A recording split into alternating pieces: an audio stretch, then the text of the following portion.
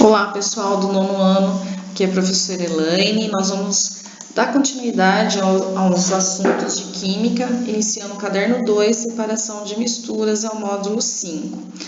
No texto introdutório, fala de duas técnicas de separação de misturas que são importantes no nosso dia a dia. Uma delas é a separação das partículas sólidas resultantes da queima dos combustíveis gasolina ou álcool no motor dos automóveis, que deixa como partícula sólida aí carbono, e essas partículas sólidas não podem permanecer no motor, senão atrapalha o processo de combustão. E é utilizado os filtros de ar para reter essas partículas sólidas. Um outro exemplo é a purificação da água. Será que é possível tornar uma água barrenta retirada de um rio em uma água potável ideal para o consumo humano? Sim, nem todos os rios podem ser tratados, mas algumas classes de rios eles são utilizados, é captada a água do rio para consumo humano, mas antes disso acontecer precisa passar por uma série de tratamentos, essa água que é feito nas estações de tratamento, ok, pessoal? Para livrar essa água de partículas suspensas, partículas sólidas, retirar a cor desagradável, odor desagradável e também matar os micro-organismos patogênicos que podem causar doenças, tá? Dando a sequência, nós temos na página 499 o início das nossas separações de misturas. Nós vamos dividir sólido-sólido, sólido-líquido e depois misturas homogêneas. Então, na página 499, nós vamos ter separação de misturas heterogêneas, hétero, prefixo grego hétero diferente. Sólido, sólido. O primeiro exemplo é a catação, né? A gente tem a separação de sólidos, que pode ser com o auxílio de uma pinça, colher ou mesmo com as mãos. Mas é importante que esses sólidos eles tenham características e tamanhos diferentes para que possam ser separados. O exemplo é a coleta seletiva. Aqui a gente tem um exemplo de trabalhadores, né, uma cooperativa de catadores aí, separando os diversos tipos de materiais. Então, catação, catar. Um outro processo é a separação magnética, que também pode ser chamada de atração magnética. Magnética, lembra o quê? A presença de um ímã, né? Para que ocorra a separação, um dos materiais dessa mistura precisa conter um material que seja atraído pelo ímã. Quais são esses metais? Qualquer um? Não. Os que contêm ferro e também os metais que contêm níquel e cobalto e suas respectivas ligas, ou seja, eu preciso ter cobalto e um outro metal, níquel, um outro metal, ferro com outro metal. Um exemplo para vocês, se você tentar colar um pedacinho de ímã numa panela de alumínio ou de cobre, não vai atrair, porque nem o alumínio nem o cobre apresentam propriedades magnéticas. Um outro processo chamado de peneiração ou tamização, são sinônimos, né? É utilizado para separar sólidos de diferentes tamanhos. Normalmente se utiliza uma malha, que é uma peneira com uma malha, que são esses furinhos de diferentes tamanhos. A partícula maior fica retida na peneira e as partículas menores passam por essa malha aí da peneira. Muito comum utilizar na construção civil, peneirar a areia que vai ser utilizada para fazer a massa aí do reboco, tá? Para não ficar com buracos e ficar bem lisinha essa massa. Um outro método chama-se flotação. Imagine então que você tem areia e raspinhas aqui de casca de lápis, que é madeira. Como separar dois sólidos? Uma maneira é a utilização de um líquido de densidade diferente desses dois sólidos aqui em questão. Então, a flotação você utiliza um líquido que tem diferença de densidade entre os sólidos da mistura. Então, quando eu adicionei água aqui, a água não dissolve a areia e não dissolve as casquinhas de lápis, mas ela é ela é menos densa que a areia, porque ela ficou sobre a areia, e é mais densa que as cascas de lápis, por isso que as cascas de lápis ficaram na parte superior, flutuando, sobrenadando. Então, na flotação, utiliza um líquido para separar dois sólidos por diferenças de densidade, certo? Então, a gente já viu. O primeiro que nós vimos foi catação, depois nós vimos atração magnética ou separação magnética.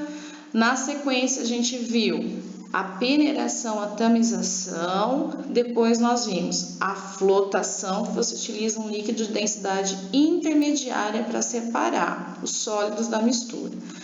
A levigação fundamenta-se na diferença de densidade entre sólidos. Novamente, tem diferença entre sólidos, mas usa a corrente de água para separar o sólido menos denso. É um procedimento comum utilizado no garimpo, nesse tipo aqui de garimpo um pouco mais rudimentar, né, que você não é mecânico. Nós temos aqui o garimpeiro com uma bateia. Como separar areia de ouro, né? Um processo muito comum que é utilizado, eles adicionam, adiciona-se o mercúrio que se liga com o ouro, formando a amálgama, que é uma liga de ouro e mercúrio. Eles são mais densos que a areia, que o barro, então vai para o fundo da bateia. Quando você passa a corrente de água, o que vai acontecer? Vai arrastar a areia do barro e a amálgama, como é mais densa, ela vai ficar bem no fundinho dessa bateia que tem um formato meio cônico. A dissolução fracionada, diferente da flotação, você adicionava um líquido que separa dois sólidos por diferença de densidade. Na dissolução fracionada, você utiliza um líquido também, só que ele vai dissolver um dos componentes da mistura. Nesse exemplo aqui, areia e açúcar. Separar manualmente vai ser muito difícil. Quando adiciona água, a água dissolve o açúcar, né? Você decantando, virando devagarzinho esse becker, há a possibilidade de retirar uma boa parte da água com açúcar sem ter areia misturada. Então, na dissolução fracionada, dissolve um dos componentes dessa mistura. A substância que foi dissolvida, no caso aqui o açúcar, é chamado de soluto, e a substância que dissolve o soluto é chamado de solvente. Nessa situação, a água é o solvente e o açúcar é o soluto dessa mistura. Para finalizar, a gente tem aí a atividade 1, na página 502. Nós temos uma tabelinha com diversos tipos de plásticos. O PET tem uma densidade de 1,35 gramas por centímetros cúbicos. Nós temos diferentes líquidos. E aí tem a pergunta do exercício, né? Qual dos líquidos é o mais adequado para separar o PET dos outros plásticos?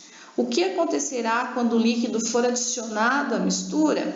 Analisando aqui, se a gente utilizar o PET, né, nessa substância D, que tem 1,304 sua densidade, na hora que a gente colocar o PET aqui, ele é mais denso, ele é mais pesado, então ele vai para o fundo do recipiente, PET é mais denso do que o solvente aqui de 1,304, então ele vai para o fundo.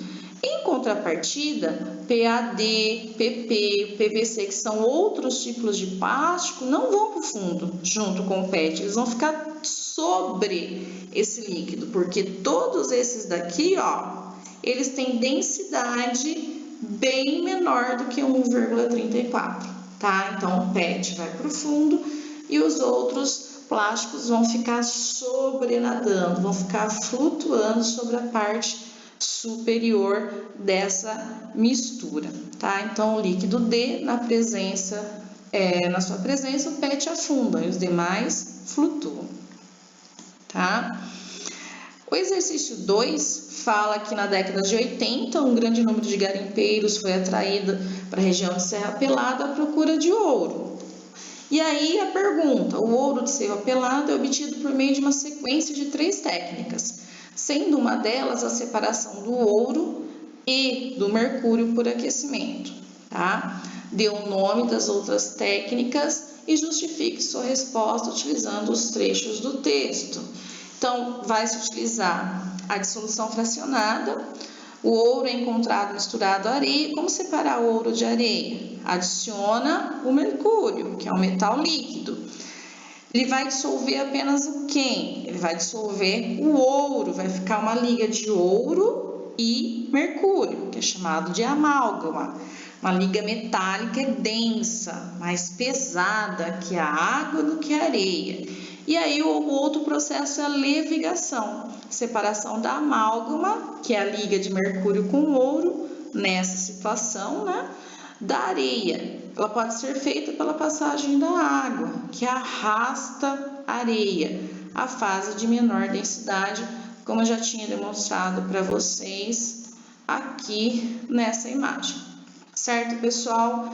Vou dar continuidade da matéria em outro vídeo daqui a pouco.